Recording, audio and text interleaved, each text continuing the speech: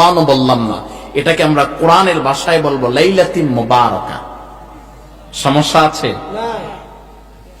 শবে বারাত যেটাকে বললাম লাইলাতুম মিন নিসফে শাবান, ওই রাত কি বললাম?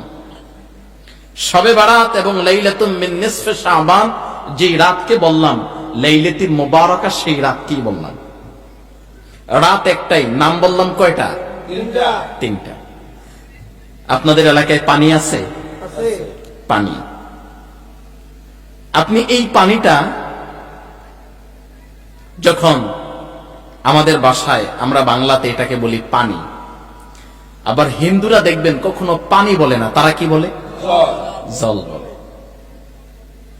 আবার যখন এটা ইংলিশ ক্রান্তিগুলিতে যাবে তখন এটাকে পানি বললেও কেউ চিনবে না, জল বললেও কেউ চিনবে না, তখন এটাকে কোন ভাষায় বলবে?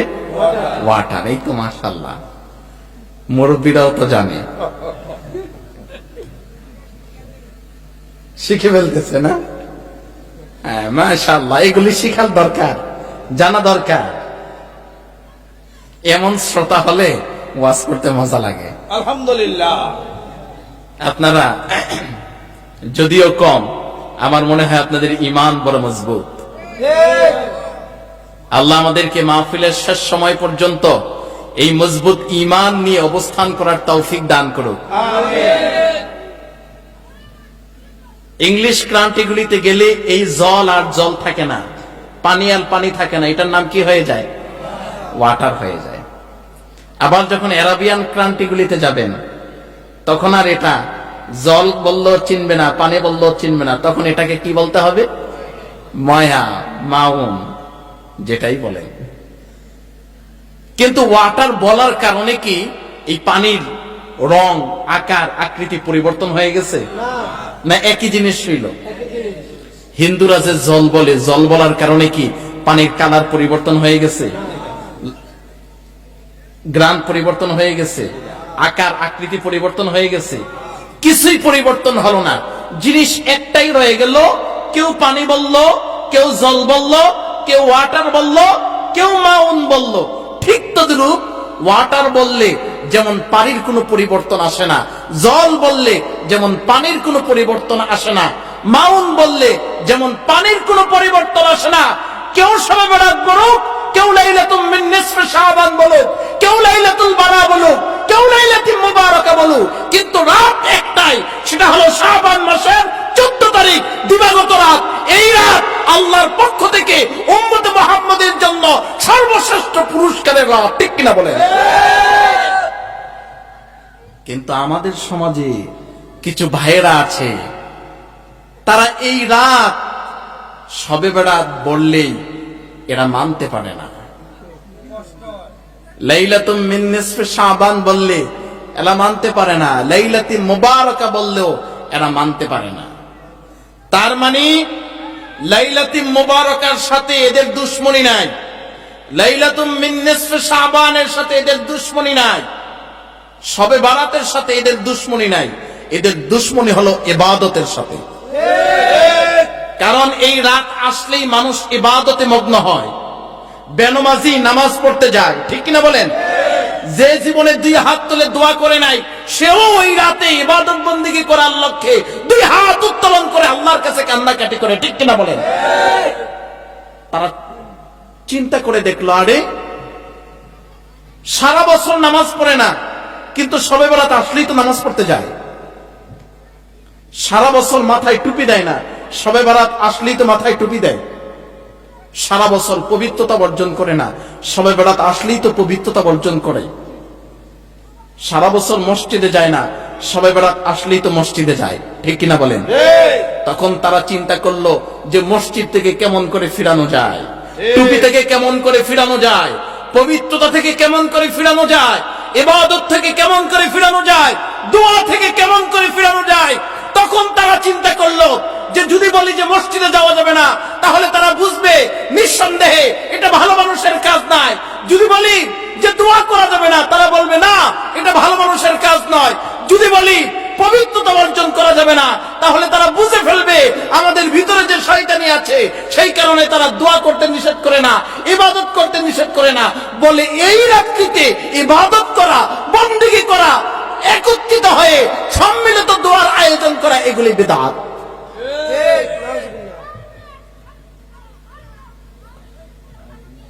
এই রাতে ইবাদত বন্দেগী করা বিদআত। এই রাতে দোয়া একত্রিত হয়ে আল্লাহর কাছে কিছু চাওয়া বিদআত। তা আমি বলি সবই যদি বেদাত হয় তাহলে দাঁত আছে কার? সবই যদি বেদাত হয়, চারদিকে বেদাত, ডানেও বেদাত, বামেও বেদাত, সামনেও বেদাত, পিছনেও বেদাত, তো দাঁতওয়ালা এগুলি কই? অবস্থা হয়েছে যে বগলের নিচে শুটকি, বগলের নিচে কি শুটকি, আর শুটকি নিয়ে ফুল বাগানে ঢুকছে। ফুল বাগানে ঢুকে বলতেছে, কি রে, ফুলগুলি তো ভালো না, এগুলা থেকে তো কেমন শুটকির শুটকির গন্ধ হয়। ফুল থেকে শুটকির গন্ধ আসে নাকি বগল থেকে আসে? বগল থেকে। যার বগলে শুটকি সে ফুলের বাগানে গেলেও শুটকির গন্ধই পায়, ঠিক কিনা বলেন? তো যারা এই বেদাত বেদাত বলে, দেখবেন এদের দুই বগলের নিচেই বেদাত, এদের চোখে বেদাত, এদের মুখে বেদাত, এদের চলায় বেদাত, এদের খাওয়ায় বেদাত। এই কারণে যা কিছু দেখে সবকিছু দেখলেই কয় বেদাত বেদাত বেদাত, ঠিক কিনা বলেন? এই জন্য আমি বলি সব জায়গায় বেদাতগিরি, ফতুয়াবাজি করো না। যদি ফতুয়াবাজি করো তাহলে জায়গা মতো এমন মানকার সিপায় আটকাইবা, মাগার যেদিন আটকাইবা সেদিন ছুটার কোনো কায়দা থাকবে না, ঠিক কিনা বলেন? এখন আর আগের দিন নাই, আগের দিন বাগে খাইছে, আগের দিন। এখন মানুষ সচেতন, মুরব্বীরাও এখন এই বিষয়গুলি খুব সুন্দর করে বুঝতে পারে, ঠিক কিনা বলেন? আগে ফতুয়াবাজি করছো, ফতুয়াবাজি করে নাম কামাইবা, এই চিন্তা ভাবনা আর এখন নাই। এখন ফতুয়াবাজি করলে জোতার বাড়ি খাওয়া লাগবে। এক বেচারা বিদেশ থেকে খুব নামি দামি কিতাবাদি পড়ে আলেম হয়ে আসছে, মানে এলাকায় আসছে। এলাকায় আসার পরে কেউ তো আর তাকে চিনে না, কারণ থাকছে এতদিন বাহিরে, অনেক পড়াশোনা করে পণ্ডিত হয়ে দেশে আসছে। দেশে তো আর তার কোনো দাম নাই। সে চিন্তা করলো, আরে এত টাকা খরচ করে বাহিরে পড়াশোনা করলাম, এত কষ্ট করলাম, কিন্তু এলাকায় তো আমাকে চিনে না, কি করা যায়, কি করা যায়? এই চিন্তা করতে করতে হঠাৎ করে 40 জন মানুষের একটি মজমা হলো। আমাদের সমাজে মাঝে মধ্যে এরকম আয়োজন হয় না? এরকম একটা আয়োজন হলো। তো সেখানে অনেক মানুষ জমা হলো। তো সেখানে একটু আলোচনা করলো। আলোচনা করতে করতে সে হঠাৎ করে বলে ফেললো যে আপনারা যে টুপি মাথায় দেন, এই টুপি তো মাথায় দেওয়া যাবে না, টুপি মাথায় দেওয়া বেদাত। কয় কি? কয় রুমাল দিতে হবে, রুমাল। কি দিতে হবে? রুমাল দিতে হবে। এই কথা বইলা সে তো আলোচনা শেষ করে চলে গেছে। এখন তো মানুষের মধ্যে এই বিভ্রান্তি তৈরি হয়ে গেছে, কি রে, সবাই যায় ইমাম সাহেব করে ধরছে, ইমাম সাহেব হুজুর এই তো কাহিনী, আপনারাও দেখি টুপি মাথায় দেন, টুপি মাথায় দেওয়া তো বেদাত। ইমাম সাহেবরা কই এটা তো খুব বেজাইল্লা জিনিস। 2-4 জন ইমাম সাহেব মিল্লা হের বাড়িতে গেছে। সকালবেলা দরজা নক করছে, হুজুর তো দরজা খুলছে। আরে হুজুর, ইমাম সাহেবরা আসেন আসেন, বসায় সুন্দর করে আপ্যায়ন করছে। তো ইমাম সাহেবরা বলতেছে, হুজুর শুনলাম আপনি খুব বিদেশ থেকে অনেক সময় লাগাইয়া পড়াশোনা করে ডিগ্রি নিয়ে, ডক্টরেট নিয়ে দেশে আসছেন। আলহামদুলিল্লাহ, এটা তো আমাদের গর্বের বিষয়।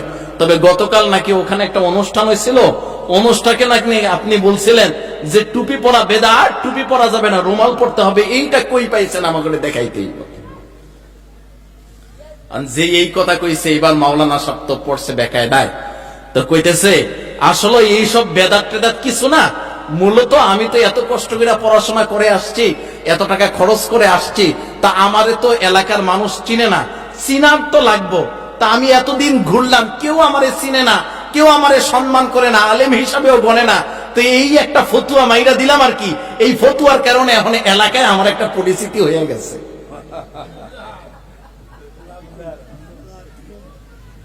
তা আমাদের সমাজে এই যে যারা বেদাত বেদাত করে, এই পরিস্থিতি পাওয়ার জন্য বেদাত বেদাত করে, মূলত কিচ্ছু না। জুতা দিয়ে বাইরায়া দুই একদিন বাড়ি দিলে দেখবেন এর পরের দিন সোজা হয়ে গেছে। আমি নিজ চোখে দেখেছি যারা লাইলাতুল মিন নিসফে শাবানকে বেদাত বলে, তারা তাদের মসজিদে সেই রাত পর ইবাদত বন্দেগী করে, জিকির আজকার করে, তাসবিহ তাহলিল করে, মুসল্লিদেরকে নিয়ে দুই হাত উত্তোলন করে দোয়া করে। ঠিক কিনা বলেন? অসংখ্য আলেম আছে, আমি নিজ চোখে অনেক আলেমকে দেখেছি। কেন করে? কয় অন্যান্য জায়গায় করি আর না করি, হুজুর যদি মসজিদে লাইলাতুল মিন নিসফে শাবান শবে বরাতের বিরোধিতা করি, তাহলে আগামী সপ্তাহে ইমামতি টিকতো না। তো বাহিরে বলো কেন? কয় বাহিরে বললে জনপ্রিয়তা বাড়ে, ওয়াজ মাহফিলে খুব বেশি টাকা পাওয়া যায়। বাহিরে বলি টাকার লোভে, আর মসজিদে করি চাকরির লোভে। আজকে আমাদের সমাজের বাস্তব অবস্থা তো এটাই। আপনি খোঁজ নিয়ে দেখেন, যাদের কথায়, যাদের আলোচনায় ইউটিউব ফেসবুকে দেখে দেখে আপনারা লাফান, খোঁজ নিয়ে দেখেন তারা তাদের নিজের জায়গাগুলিতেই বেদাত বলে না, দাঁত বইলেই ইবাদত করে।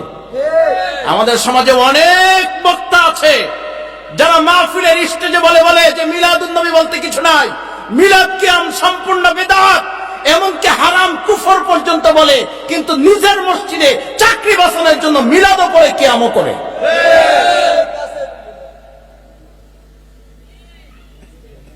এমন মুনাফিক মার্কা আলেম ইমাম আমাদের সমাজে অনেক আছে। ঠিক কিনা বলেন? যার কথায় কাজে মিল নাই তাকে কি বলে? মুনাফিক। আপনারাই কয়ে লাইলেন। আর মুনাফিকের অবস্থা কি? ইন্নাল মুনাফিকিনা ফিদ দারকিল আসফালি মিনান নার। আল্লাহ পাক বলেন যে জাহান্নামের মধ্যে সবচেয়ে শাস্তি কঠিন শাস্তি হবে যেই জায়গাটাতে আগুনের তাপ বেশি, যেই জায়গাটাতে, আমি ওই জায়গাটাতে কাফেরকেও দেব না, মুনাফিকদেরকে দিয়ে দেব। এই জন্য আজকের মাসটি, আজকের রাত্রটি এক কারণে বরকতপূর্ণ, কারণ এটা শাবান মাসের একটি রাত। কোন মাসের একটি রাত? শাবান। আম্মা জানা আয়েশা সিদ্দিকা রাদিয়াল্লাহু তাআলা আনহা তিনি বলেন, আল্লাহর হাবিব শাবান মাস আসলে এত বেশি পরিমাণ তিনি রোজা রাখতেন, আমি মনে করতাম মনে হয় তিনি আর রোজা ছাড়বেন না, রমজান আসার আগেই তিনি রোজা শুরু করে দিয়েছেন। তার মানে শাবান মাসে তিনি সবচেয়ে বেশি রোজা রাখতেন। ঠিক কিনা বলেন? শাবান মাসে তিনি সবচেয়ে বেশি রোজা রাখতেন। এই জন্য আল্লাহর হাবিব সাল্লাল্লাহু আলাইহি ওয়াসাল্লাম বলেন, ও আলী, যখন লাইলাতুল মিন নিসফে শাবান আসবে, ফাকুমু লাইলাহা ওয়া সুমু নাহারাহা, সারা রাত দাঁড়ায় দাঁড়ায় নামাজ পড়বা, আর দিনের বেলা আল্লাহকে খুশি করার জন্য রোজা রাখবা। লাইলাতুল মিন নিসফে শাবান শবে বরাতের রাতে ইবাদত করার কথা বলেছেন রাসূলুল্লাহ, আর দিনের বেলা রোজা রাখার কথা বলেছেন রাসূলুল্লাহ সাল্লাল্লাহু আলাইহি ওয়াসাল্লাম। তাইলে আমাদের রাতের ইবাদত দরকার আছে কি নাই? রাতে আমরা ইবাদত করব, দিনের বেলা রোজা রাখবো। ঠিক কিনা বলেন? রাতের মধ্যে আমরা ইবাদত বন্দেগী করব। লাইলাতুল মিন নিসফে শাবানে কেমন করে আমরা ইবাদত বন্দেগী করব? কিছু সময় আমরা নামাজ আদায় করব, কিছু সময় কোরআন তেলাওয়াত করব, কিছু সময় দুরূদ শরীফের ওজিফা পালন করব, কিছু সময় জিকির আজকার করব, তাসবিহ তাহলিল করব, কিছু সময় দুই হাত উত্তোলন করে নিজের জীবনের গুনাহের কথাগুলি স্মরণ করে আল্লাহর দরবারে দুই ফোঁটা চোখের পানি ছেড়ে ছেড়ে কান্নাকাটি করব। আল্লাহর হাবিব সাল্লাল্লাহু আলাইহি ওয়াসাল্লাম বলেন, ওরে উম্মত, কোন উম্মত যদি আখিরাতের কথা চিন্তা করে, জাহান্নামের কথা চিন্তা করে, কবরের ভয়ে, আল্লাহর ভয়ে যদি গুনাহের কথা স্মরণ করে কান্নাকাটির মাধ্যমে চোখ থেকে এক ফোঁটা চোখের পানি যদি চোখ থেকে বের করতে পারে, চোখের পানির ফোঁটাটা চোখ থেকে বের হয় নাকের ডগায় আসার আগে আল্লাহ তার জীবনের গুনাহগুলি মাফ করে দিবেন। দুনিয়ার জগতের এক ফোঁটা চোখের পানির মূল্য কত বেশি! আপনার চোখ থেকে বের হতে দেরি, গুনাহগুলি মাফ হতে দেরি নাই। কিন্তু কবরের জগতে যদি কান্না করতে করতে যদি আপনার চোখের পানিতে এমন পরিস্থিতি হয়ে যায়, কবরের মধ্যে যদি আপনি নৌকাও চালানোর মতো ব্যবস্থা হয়ে যায়, চোখের পানিতে নদী বানাইয়া ফেলতে পারবেন, কিন্তু আমলনামা থেকে একটা গুনাহ ক্ষমা হবে না। এজন্যই তো আল্লাহর হাবিব বলেছেন, আদ-দুনিয়া মুমাজ্জাতুল আখিরাহ, দুনিয়া হলো ইবাদতের জায়গা, দুনিয়া হলো আখিরাতের কামাইয়ের জায়গা। যদি দুনিয়াতে কামাই ভালো হয়, আখিরাত তোমার ভালো হবে। দুনিয়াতে যদি কামাই ভালো না হয়, তাহলে আখিরাতও তোমার ভালো হবে